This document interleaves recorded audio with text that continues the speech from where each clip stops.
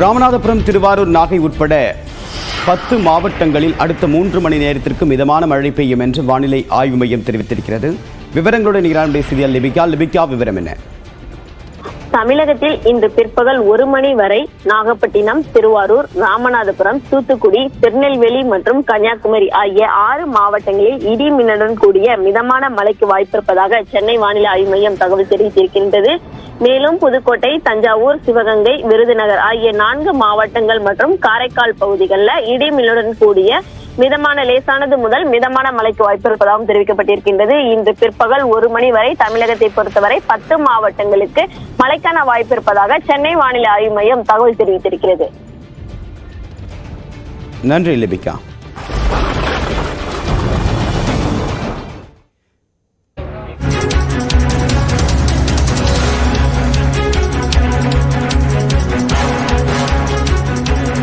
ராமநாதபுரம் மாவட்டத்தில் 4 இடங்களில் 20 சென்டிமீட்டருக்கும் அதிகமான மழை பதிவாகியிருப்பதாக வானிலை ஆய்வு மையம் தெரிவித்திருக்கிறது. அதிகபட்சமாக ராமேஸ்வரத்தில் 44 சென்டிமீட்டர் மழை என்பது பதிவாகியிருப்பதாக வானிலை ஆய்வு மையம் தெரிவித்திருக்கிறது. கடந்த 24 மணி நேரத்தில் பதிவான வானிலை நிலவரத்தை தற்போது பார்த்துக் கொண்டிருக்கிறோம். அதில் தென் மாவட்டங்களில் அதிக அளவுக்கு கனமழை பெய்யக்கூடும் என்று வானிலை ஆய்வு மையம் முன்னெச்சரிக்கை விடுத்த நிலையில் தற்போது ராமநாதபுரத்தில் 4 இடங்களில் 20 சென்டிமீட்டருக்கும் அதிகமான மழை பதிவாகியிருப்பதாக வானிலை ஆய்வு மையம் தெரிவித்திருக்கிறது. தங்கச்சி மடத்தில் 34 சென்டிமீட்டர் மழையும், கோடியக்கரையில் 17 சென்டிமீட்டர் மழையும், ராமநாதபுரத்தில் 13 சென்டிமீட்டர் மழையும் பதிவாகியிருக்கிறது. ராமநாதபுரம் மாவட்டத்தில் மொத்தம் 4 இடங்களில் வழக்கத்தை விட கடுமையான கனமழை என்பது பதிவாகியிருக்கிறது. 20 சென்டிமீட்டர் அதிகமான மழை என்பது ரெட் அலர்ட் விடுக்கப்படக்கூடிய எச்சரிக்கைக்கு சமமானது. எனவே இந்த பகுதியில் அதி கனமழை பெய்திருக்கக்கூடிய நிலையில் மாவட்ட நிர்வாகம் மீட்புப் பணிகளில் தீவிரம் காட்டி வருகிறது. ராமநாதபுரம் மாவட்டம் ராமேஸ்வரம், பாம்பன், தங்கச்சிமடம், மண்டபம், முகாம் பகுதிகளில் வரலாறு காணாத மழை பெய்திருக்கிறது. இருப்பினும் அங்கு பெரிய அளவில் தண்ணீர் தேங்காதது ஏன் என்பது குறித்து செய்தியாளர் வெற்றி கள தகவல்களை வழங்கியிருக்கிறார். வெற்றி, விவரங்களை பதிவு செய்யலாம்.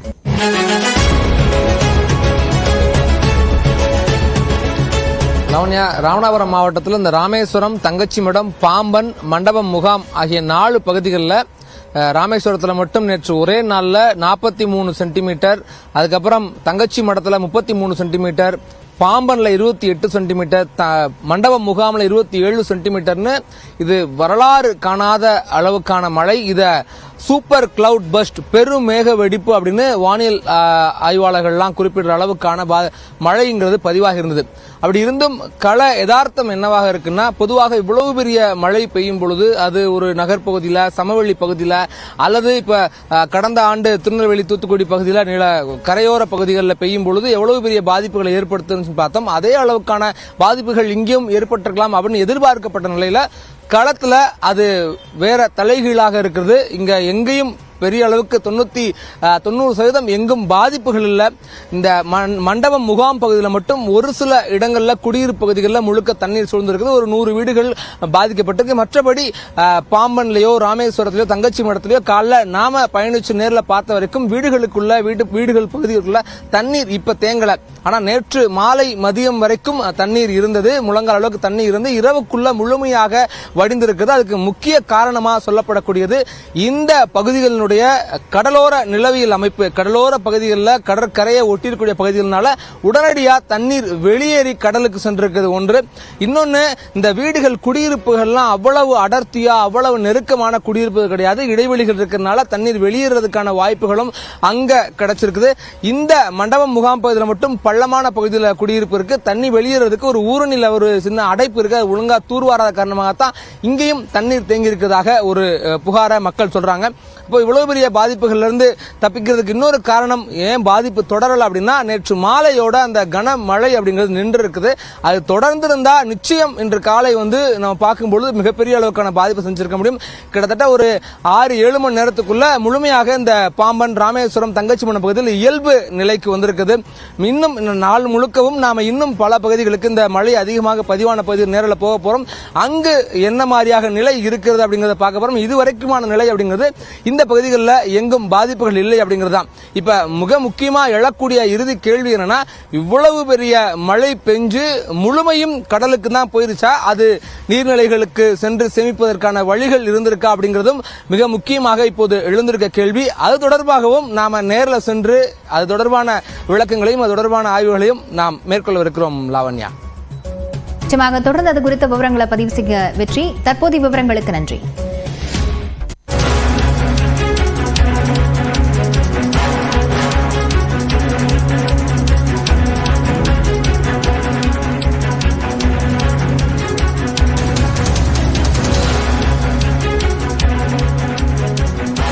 தற்போது கிடைத்திருக்கும் முக்கிய செய்தி, ராமநாதபுரத்தில் பள்ளிகளுக்கு விடுமுறை அளிப்பதை தலைமை ஆசிரியர்களே முடிவெடுக்கலாம் என மாவட்ட நிர்வாகம் தெரிவித்திருக்கிறது. ராமநாதபுரம் மாவட்டத்தில் இன்று மிக கனமழைக்கு வாய்ப்பிருப்பதால் அங்கு பள்ளிகளுக்கு விடுமுறை அளிப்பதை தலைமை ஆசிரியர்களே முடிவெடுக்கலாம் என மாவட்ட நிர்வாகம் தெரிவித்திருக்கிறது.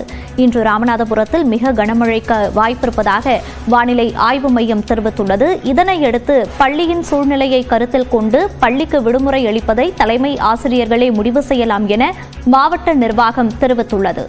தற்போது கிடைத்திருக்கும் முக்கிய செய்தியை பார்த்து வருகிறோம்.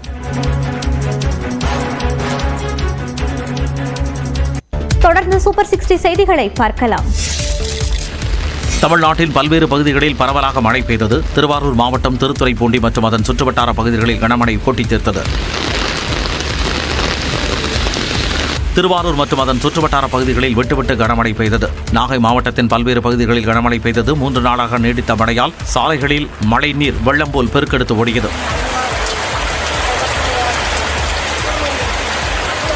கடல் பகுதி சீற்றத்துடன் காணப்பட்டதால் வேளாங்கண்ணியை அடுத்த பிரதாபராமபுரம் கிராமத்தில் கடலோர பகுதிகளில் உள்ள மானாவாரி நிலங்களுக்குள் கடல் நீர் புகுந்தது. அங்கு 100 ஏக்கரில் பயிரிடப்பட்டிருந்த நெற்பயிர்கள் சேதமடையும் அபாயம் ஏற்பட்டுள்ளது. மயிலாடுதுறை மாவட்டத்தில் சீர்காழி சுற்றுவட்டார பகுதிகளில் மிதமான மழை பெய்தது. பள்ளி முடியும் நேரத்தில் பெய்த மழையால் மழை நீரில் நனைந்தபடி மாணவ மாணவிகள் வீடு திரும்பினர்.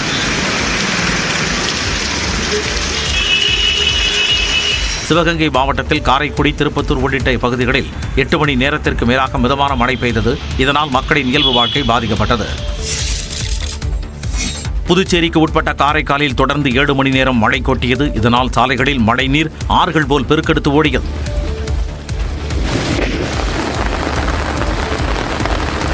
திண்டுக்கல் மாவட்டம் கொடைக்கானலில் மாலை வேளையில் அடர் பனிமூட்டம் நிலவியது. இதன் காரணமாக வாகன ஓட்டிகள் முகப்பு விளக்குகளை ஒளிரவிட்டபடி மலைச்சாலையில் ஊர்ந்தபடி சிரமத்துடன் பயணத்தை மேற்கொண்டனர். இந்நிலையில் தெற்கு அந்தமான் மற்றும் அதனையொட்டிய பகுதிகளில் இன்று வளிமண்டல மேலடுக்கு சுழற்சி உருவாகக்கூடும் என்று வானிலை ஆய்வு மையம் தெரிவித்துள்ளது. இதன் காரணமாக தென்கிழக்கு வங்கக்கடல் பகுதிகளில் நாளை மறுதினம் காற்றழுத்த தாழ்வு பகுதி உருவாகக்கூடும் என்று கணிக்கப்பட்டுள்ளது. இது மேற்கு வடமேற்கு திசையில் நகர்ந்து அதற்கு அடுத்த 2 நாட்களில் தென்மேற்கு வங்கக்கடல் பகுதிகளில் காற்றழுத்த தாழ்வு மண்டலமாக வலுப்பெறக்கூடும் என்று தெரிவிக்கப்பட்டுள்ளது. இந்நிலையில் தமிழ்நாட்டில் இன்று மிதமான மழைக்கு வாய்ப்பு இருப்பதாக வானிலை ஆய்வு மையம் தெரிவித்துள்ளது. சென்னையில் வானம் மேகமூட்டத்துடன் காணப்படும் என்று கணிக்கப்பட்டுள்ளது. மகாராஷ்டிரா, ஜார்க்கண்டில் பாஜக கூட்டணி ஆட்சியை பிடிக்கும் என கருத்து கணிப்புகள் தெரிவிக்கின்றன. மகாராஷ்டிராவில் பாஜக கூட்டணி ஆட்சியை கைப்பற்றும் என்று பெரும்பாலான கருத்து கணிப்புகள் தெரிவித்துள்ளன. மகாராஷ்டிரா மாநிலத்திற்கான தேர்தலுக்கு பிந்தைய கருத்து கணிப்புகள் வெளியாகியுள்ளன. அதன்படி பல்வேறு கருத்து கணிப்புகளின் தொகுப்புகளை CNN நியூஸ் 18 வெளியிட்டது. அதன்படி பாஜக கூட்டணி 154 இடங்களை கைப்பற்றும் என்றும், காங்கிரஸ் கூட்டணி 128 இடங்களை கைப்பற்றும் என்றும், இதர கட்சிகள் 6 இடங்களை கைப்பற்றலாம் என்றும் தெரிவிக்கப்பட்டுள்ளது.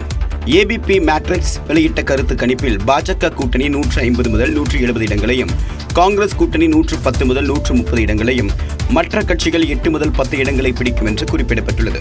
பீப்பிள் பல்ஸ் வெளியிட்ட கருத்து கணிப்பில் பாஜக கூட்டணி 175 முதல் 195 இடங்களிலும், காங்கிரஸ் கூட்டணி 85 முதல் 112 இடங்களிலும், மற்ற கட்சிகள் 7 முதல் 12 இடங்களிலும் வெல்ல வாய்ப்பிருப்பதாக கூறப்பட்டுள்ளது. பிமார்க் வெளியிட்ட கருத்து கணிப்பிலும் பாஜக கூட்டணி ஆட்சியை கைப்பற்றும் என்று தெரிவிக்கப்பட்டுள்ளது. சாணக்கியாவின் கருத்து கணிப்பில் பாஜக கூட்டணிக்கு 150 முதல் 160 இடங்களும், காங்கிரஸ் கூட்டணிக்கு 130 முதல் 138 இடங்களும், இதர கட்சிகள் 6 முதல் 8 வரையிலும் வெல்ல வாய்ப்பிருப்பதாக கூறப்பட்டுள்ளது. ஜார்க்கண்ட் சட்டமன்ற தேர்தலிலும் பாஜக ஆட்சியை பிடிக்கும் என்று கருத்து கணிப்பு முடிவுகள் கூறுகின்றன. பீப்பிள் பல்ஸ் கருத்து கணிப்பில் பாஜகவுக்கு 44 முதல் 53 இடங்களும், காங்கிரஸ் கூட்டணிக்கு 25 முதல் 37 இடங்களும், பிற கட்சிகளுக்கு 5 முதல் 9 இடங்களும் கிடைக்கும் என்று கணிக்கப்பட்டுள்ளது. இதேபோன்று மேட்ரிஸ் நிறுவனம் மேற்கொண்ட கருத்து கணிப்பில் பாஜக கூட்டணி 42 முதல் 47 தொகுதிகளிலும், இந்தியா கூட்டணி 25 முதல் 30 இடங்களிலும், இதர கட்சிகள் 1 முதல் 4 இடங்கள் வரையிலும் வெல்லக்கூடும் என்று தெரிவிக்கப்பட்டுள்ளது. அதே சமயம் ஆக்சிஸ் மை இந்தியா நிறுவனம் வெளியிட்டக்கூடிய கருத்து கணிப்பில் ஜார்க்கண்டில் இந்தியா கூட்டணியின் கை ஓங்கும் என்று கூறப்பட்டுள்ளது. அதாவது இந்தியா கூட்டணி 43 இடங்களையும், பாஜக கூட்டணி 27 இடங்களையும் கைப்பற்றும் என்று கணிக்கப்பட்டுள்ளது. ஜார்க்கண்டில் தொங்கு சட்டமன்றம் அமைய வாய்ப்பிருப்பதாக கணித்திருக்கூடிய தைனிக் பாஸ்கர் இந்தியா கூட்டணி 36 முதல் 39 இடங்களிலும், பாஜக கூட்டணி 37 முதல் 40 தொகுதிகளிலும் வெல்லும் என்று குறிப்பிட்டுள்ளது.